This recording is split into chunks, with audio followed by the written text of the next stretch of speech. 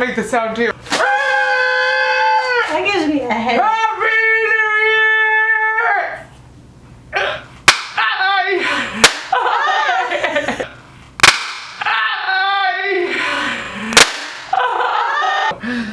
Anyways, we're rolling in the new year. Happy New Year Thank to all God. of you. It is a new year.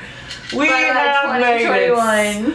And many blessings and things to be grateful for, but we're ready to start fresh. That's what I love about the new year. I do. I think Brittany's just trying to survive another day. Yes, that's why I love Mondays. That's why I love the new year. A great time to start fresh and to make those resolutions that you're probably never going to keep. But you love Mondays? It's a fresh start. I'm not gonna lie. It is a fresh start. I like Mondays. New week, new day. I'm most energized on Monday.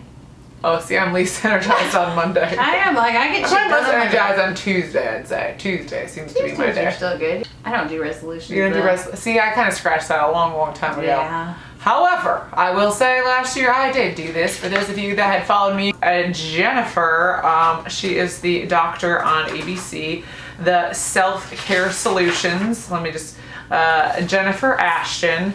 And each month they did a different form of resolution. Yeah. So if that is like taking out alcohol for a month, or if that is doing push-ups. I remember you did that one. That did it.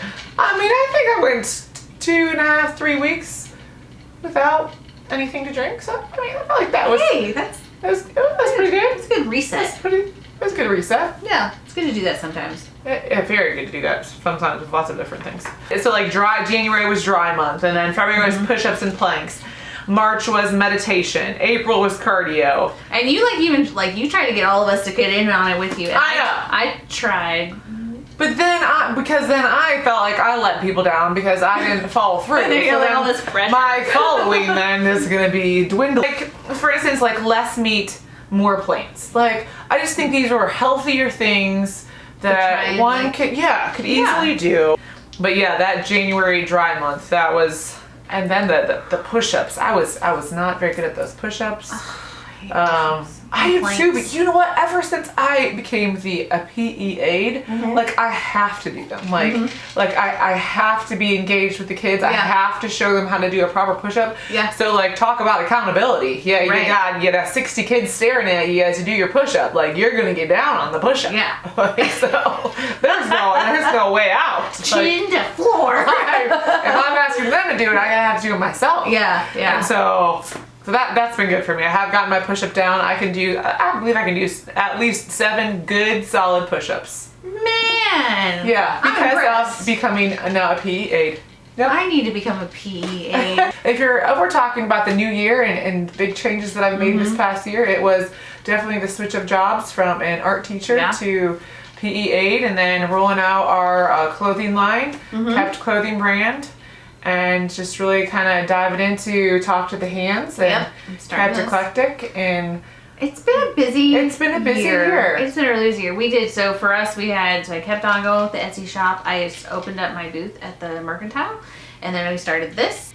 That's a lot. That's a lot. That's a lot. I think it's really easy for people to like get caught up in all the crappiness of their year. I feel like every year for New Year's, it's like, oh, this was the worst year. Like everybody's so like, don't get me wrong, this past year I gained 15 pounds. Oh man, yeah, last night. My health has gone here, there, and everywhere, and all over the place. Yeah. I keep spitting a lot today. I apologize if I keep spitting at you. It's like a cat. What was his name? Sylvester? Yeah. I feel like it's really easy to pick on all the negative things. And yeah, like if you wanted to break, like there's some things that happened this year that were crappy. And yeah, the health scares and all that stuff, not fun. And after surviving COVID-19, like I feel like we can do anything now. Like it's all good now. I like that. Cheers to that. 2022. Yep. Here we come. Here we come. Here we come. Ready or not. So, what do you do on New Year's Eve? Not much. I usually watch like the Dick Van Dyke. Not Dick Van Dyke. Seacrest. Yeah, he took over The original. Not Dick Van Dyke. No, yeah. not Dick Van Dyke. Dick Clark. Dick Clark, that's it. One of those Dick Van dicks. Dyke. I don't know. Oh, sorry. We love both of them. We love all the dicks. We do. We love all the dicks. I didn't mean it in that way. I did. But no, I'll watch his show for a while, but like I don't stay up. Yes. Like New Year's is not my jam. I'm so grateful that you say that because like just every year, ever since we had children, it just keeps getting earlier and earlier and earlier. There was a time when I would stay up. There was a time I was totally into it. Like, Totally into it. And now I'm just like, I could not care less. I'm like, whatever. 8 o'clock midnight. Yep. Here we go. Netflix, the different things on Netflix that they have anymore, which like do like a kids countdown. And so, did you know about this? No. Yes. That's cool. 8 o'clock midnight. Cheers, and we're going to bed. Yeah. Happy New Year. Bedtime. That's cool. Yeah. I tell you what though, like I feel so old. Like you know they do like the different concerts and stuff like around the city. Yeah, I love it. Yeah, I do too. But like I'm like, who the hell is this singing? I don't know. Okay, yeah, I do that too, Yeah, yeah. I'm like, it's like, man, I'm like so old and out of the loop. Like I don't know who any of these people are. No, you're not the only one. You are not the only one. But it's kind of fun now because my kids are old enough now. Like I don't care if they stay up. Like Oh, really? yeah, and I'm like, That's y'all can nice. stay up. I don't care. I'm going to bed. Just don't be quiet. So do they ever have like friends over or? We haven't done that yet, but I mean, I'd be okay. So with you it. just keep it simple? Do you do like special foods or drinks or? Nope, super lame. You don't Super do any lame. of that stuff? Nope. Not even like a special hors d'oeuvre? Okay. Nope. My parents were here for New Year's Eve. Mhm. And it like we made a fun drink. We just made the most of it. And there was a guy the night before that like with a truck that was on our street like selling like these steaks. And I was like, we don't have anything planned for New Year's Eve dinner. Like let's go all out. And he had steaks and shrimp and all of the above. So I was like, you know what, Derek, go pay the guy. Right, let's do it. Let's do it. From a guy on a truck. That's in our Is his name driveway. Dick? My mother was the best sport in the world. The shrimp was like extra fresh. And I don't have much experience with cooking like shrimp that's like right out of the sea. I don't have much experience with that. Like we typically buy like the already cooked shrimp in a bag from Costco, Yeah, like frozen. tails off, all Right. of that. Yeah. And I've cooked like fresh shrimp before from like Kroger, but it's already cleaned. This stuff wasn't cleaned. Oh. And Derek's like, just put it in the fryer, like it'll be good, like it'll be fine. Oh. So we sit down for the dinner, this like Christmas Eve dinner, so special, have a special food, like great memory. The guy was on the street, like with the truck and the stuff. And then I bite into the shrimp and like it's crunchy and like it's like sandy and I'm just maybe just like that piece. And like I'm just trying to like be polite about it, like, okay. And my mom is just taking it down like a sailor. Like, putting it down. Like, I know it's terrible, but she is just putting it down regardless of how crunchy it is or how nasty it was.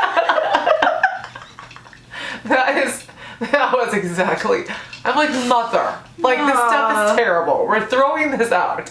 We still have the rest of the shrimp in the freezer outside. You know, sad. Like I wouldn't even know how to clean it. I wouldn't know what to do with it. I needed to deshell it. I needed to boil it. That's what I needed to do. I needed to boil it. So then all the stuff comes out. That's what I think I need to do. At the house, Chris does not like seafood. No. No, he is. Oh, I ate The seafood. dude like was in the Navy. I mean, like he's been in the. He's like, nope, don't, no. But you know what? He's trying to branch out. He's trying to try stuff. He had shrimp. Last time we went to like a really fancy restaurant, he had some shrimp and he was fine with it. It was good. Okay, good. And he's had some salmon and that was okay. So I'm like, okay, this is good. We're branching out. But ultimately, like the only time I ever get seafood is when we go out to eat and I can order it somewhere. Is he usually grilling? Would you grill? He likes to grill. Or he sous vides it. He what is? He sous vides. Sous vides. Yeah. Okay, this is gonna sound awful, but I'm telling you, it's the most wonderful thing in the world. It's a special like plastic tub. Okay, you fill it with water. Okay. There's this attachment thing that sits on the side of the tub, and it like percolates the water and heats it to a certain temperature. Put the steaks or the chicken or whatever it is, and you put them in like those vacuum seal bags. Put it in the water, and it will cook the meat to that temperature. Like let's say you're planning on eating dinner at like I don't know 6, but you're not ready like something, you know, your day gets messed up and you're not ready yet. So they can sit in this bath thing and they don't overcook. They only cook to that temperature and they stay there. And then you take them out, they look awful because they're all gray, but you throw them on the grill and like sear them and they are perfectly cooked. First time he explained it to me, I was like, I don't know about this. We're boiling steak. He made chicken one time, like we didn't even need knives. Like you could just like chicken breast, we could cut it with a fork. I'll have you over for dinner. I mean, come on. Just put Where do you store something like that? Our hall closet, like in the front entryway, we converted that to an appliance closet. Like we put shelves in. That's where all of his things, his cooking things live because I physically don't have space for it anywhere else. It's such a, like, your house has lots of creative space. Like, I like to think outside the box. Not the normal, like, not the normal function of, like, your dining room, per se. Not a dining room. We don't need a dining room. It's spectacular. Yeah, I love that room. Especially like our kitchen. We don't have a ton of storage in there. I love him. But man, the utensils and the things, all the things he needs for cooking. Condiments. We have so many condiments. Yeah. Like, why do we have like 4 different mustards?